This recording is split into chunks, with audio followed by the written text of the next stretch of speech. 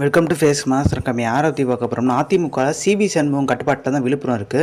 So MP election அப்பயும் வேட்பாளர் நிப்பாட்டில் வந்து ஆலோசனை பண்ணவே இல்லை. ஸோ இந்த விக்கிரவாண்டி இடைத்தேர்தலில் பார்த்தீங்கன்னா புறக்கணிக்கணும்னு சொல்லிட்டு பார்த்தீங்கன்னா இந்த விஷயத்தையும் அங்கே இருக்க மாவட்ட செயலாளர் சிவி சண்முகத்திட்ட வந்து ஆலோசனை பண்ணவே இல்லை. அவர் மாவட்ட செயலாளர் மட்டும் சொல்லவே முடியாது. விழுப்புரத்தில் பார்த்தீங்கன்னா அவர் கண்ட்ரோலில் தான் இருக்குது. ஒரு பொதுச் செயலாளர்னே சொல்லலாம். ஏன்னா எல்லா மாவட்டத்துலேயும் பார்த்தீங்கன்னா மாஜிக்கல் 2-3 பேர் இருப்பாங்க. இப்போ மதுரையில் எடுத்துக்கோங்களேன், ஒரு உதாரணத்துக்கு செல்லூர் ராஜு, உதயகுமார், அதே மாதிரி பார்த்தீங்கன்னா விவி ராஜன் செல்லப்பான்னு இருப்பாங்க. திண்டுக்கல் எடுத்துக்கோங்களேன், திண்டுக்கல் சீனிவாசன், நத்தம் விஸ்வநாதன் சொல்லிட்டு ஒரு டிஸ்ட்ரிக்ட்லேயும் பார்த்தீங்கன்னா 2 மாவட்ட செயலாளர் மாதிரி தனித்தனியாக இயங்கிட்டு இருப்பாங்க. ஸோ அந்த மாஜிக்கல் கண்ட்ரோலில் தான் இருக்கும். விழுப்புரம் பொறுத்த வரைக்கும் ஆளினால் பார்த்தீங்கன்னா சிவி சண்முகம் கட்டுப்பாட்டில் தான் இருக்குது. அதே மாதிரி இடைத்தேர்தலில் பார்த்தீங்கன்னா பெரிய லெவலில் வெற்றி பெற முடியாதுன்னு சொல்லிட்டு எடப்பாடி பழனிசாமிக்கு நல்லாவே தெரியும். ஏன்னா இப்போ இந்த எம்பி எலெக்ஷன் இப்போ விலாங்கோடு தொகுதியிலையும் பார்த்தீங்கன்னா இடைத்தேர்தல் நடந்துச்சு. 6000 ஓட்டை தாண்ட முடியல. அப்போ 10 தோல்வி பழனிசாமி வந்து 11 தோல்வி பழனிசாமி என்ற அந்த ஒரு விஷயம் வந்துடும் சொல்கிறக்காண்டி பின்வாங்க ஆரம்பிச்சிட்டாரு. அதே மாதிரி மறைமுக ஆதரவு பார்த்தீங்கன்னா அதிமுக பாமக கொடுக்க போகின்ற மாதிரி திமுகவும் சொல்ல ஆரம்பிச்சிட்டாங்க.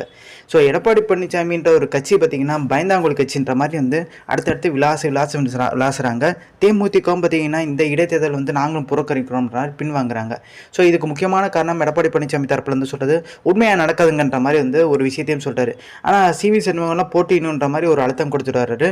பொன்முடி கூட நேற்று வந்து பிரச்சாரத்துக்கு இப்போ வந்து என்ன சொல்லியிருக்காருன்னா, அன்புமணி வந்து பாஜகவில் கூட்டணி வச்சனால பெரிய லெவலில் 2026 ஒரு சீட்டு கூட ஜெயிக்க முடியாது. அதிமுகவில் கூட்டணி வச்சா 4-5 சீட் ஜெயிச்சாரு. 2026 ஒரு சீட்டு கூட ஜெயிக்க முடியாதுன்ற மாதிரி பார்த்தீங்கன்னா ஒரு விஷயத்தை எடுத்து வைக்கிறாரு. ஸோ இப்போ அதிமுக ஓட்டெல்லாம் பார்த்தீங்கன்னா எடப்பாடி பழனிசாமி இந்த தேர்தல் புறக்கணிக்கிறனால யாருமே ஓட்டு போட மாட்டாங்களா? எல்லாம் அங்கே இருக்க தொண்டர்களும் பார்த்தீங்கன்னா யாராச்சும் ஒரு கட்சிக்கு ஓட்டு போடுவாங்க. அது பாமகக்கு போட்டாங்கன்னா கண்டிப்பாக வந்து அதிமுக ஓட்டெல்லாம் கொஞ்சம் கொஞ்சமாக டிரான்ஸ்பரண்ட்டாக பார்த்தீங்கன்னா பாமகக்கு போக ஆரம்பிச்சிடும். ஸோ அது இந்த இடைத்தேர்தல் முடிவு அப்போ தெரியும்ன்றாங்க. ஸோ எடப்பாடி பழனிசாமிக்கு என்ன சீக்கிரம் பார்த்தீங்கன்னா சீனியர்களை ஒருத்தரை கூட பார்த்தீங்கன்னா மாவட்ட செயலர் பதவியிலேருந்து மாற்ற முடியாத ஒரு இக்கட்டான ஒரு சூழ்நிலை இருக்காரு. இதுலேருந்தே தெரிஞ்சுக்கணும், அதிமுக எடப்பாடி பழனிசாமின்ற ஒரு பொதுச் செயலாளர் மட்டும் கிடையாது. வட மாவட்டத்தில் சிவி சண்முகம், கொங்கு மாவட்டத்தில் பார்த்தீங்கன்னா வேலுமணி, தங்கமணி, இங்கே தென் மாவட்டங்களில் பார்த்தீங்கன்னா ஆர்பி உதயகுமார் சொல்கிறாங்க. பட் பெரிய லெவலில் பார்த்தீங்கன்னா அவர் வேலை செய்யவே இல்லை. எதிர்கட்சி துணைத் தலைவர்னு சொல்லிட்டு பார்த்தீங்கன்னா இந்த ஒரு போஸ்டிங் தான் உட்காந்துருக்காரு. பெரிய லெவலில் பார்த்தீங்கன்னா சசிகலாவோட தீவிர ஆதரவாளராக தான் செயல்படுறதா சொல்கிறாங்க. இப்போ சசிகலா வேறு இந்த கொடநாடு விஷயத்தை கையில் எடுத்திருக்காங்க. இது மிகப்பெரிய லெவலில் வந்து எடப்பாடி பழனிசாமிக்கு நெருக்கடி தந்தமாக தான் இருக்குது. ஏன்னா சசிகலாவுக்கு ஒரு சில ரகசியங்கள் தெரிஞ்சாலும் இவ்வளோ தைரியமாக வந்து முன்னிலைப்படுத்தி வந்து சொல்கிறாங்க. ஸோ இவ்வளோ நாள் ஒன்றிணைந்த அதிமுக உருவாக்கணும்னு சொன்னாங்க. இப்போ எடப்பாடி பழனிசாமி எதிர்கட்சியாக செயல்படல, அப்போ நான் எதிர்கட்சியாக வந்து செயல்படுவேன்ற மாதிரி சொல்லியிருக்காங்க. ஸோ இவ்வளோ நாள் வந்து பொத்திட்டு இருந்தேன், பேசாமல் இருந்தேன் அப்படின்னு சொன்னவங்களாம் இதெல்லாம் பதிலடின்ற மாதிரி அடுத்தடுத்து வந்து சசிகலா விளாசியிருக்காங்க. இந்த கொடநாடு விஷயம் பற்றி வந்து பார்த்திங்கன்னா பேச்சு இடத்த வந்து ஸோ இப்போ எடப்பாடிகிட்ட வந்து இப்போ அந்த நிபுணர்கள் கேட்குறாங்க.